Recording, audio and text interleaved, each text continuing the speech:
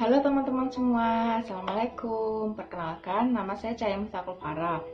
Saya mahasiswa keperawatan dari Universitas Ngudi Waluyo.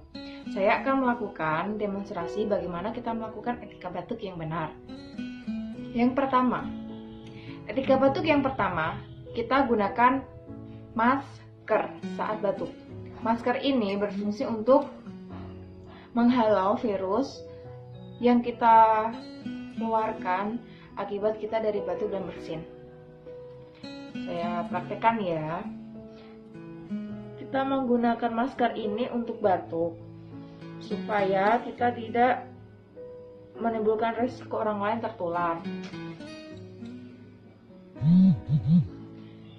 Kita bisa melakukan batuk. Tidak perlu khawatir karena dengan menggunakan masker kita sudah mengurangi risiko orang lain untuk tertular. Setelah itu,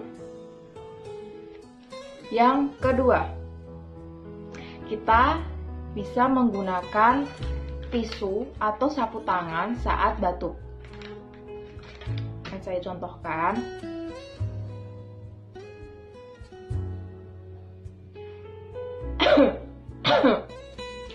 Sebelum kita membuang tisu, kita harus melipat tisu dulu, melipat tisu ke arah dalam.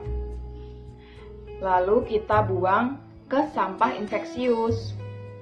Setelah itu kita melakukan cuci tangan. Jika tidak ada tempat untuk cuci tangan, kita bisa melakukan hand rub atau menggunakan hand sanitizer ya. Saya contohkan. Langkahnya sama ya teman-teman, 6 langkah cuci tangan.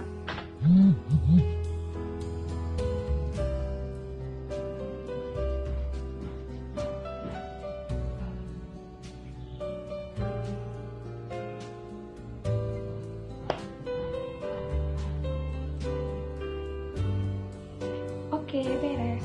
Dan yang ketiga, kita bisa menggunakan lengan baju kita, lengan baju sisi dalam ya teman-teman untuk batuk. Saya contohkan.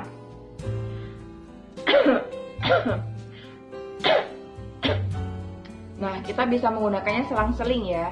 Jika sudah kita menggunakannya sisi kanan, kita bisa menggunakan sisi kiri. Jadi, kalau mau batuk lagi, begitu ya teman-teman. Semoga apa yang saya berikan ini dapat bermanfaat untuk teman-teman semuanya. Salam sehat Indonesia.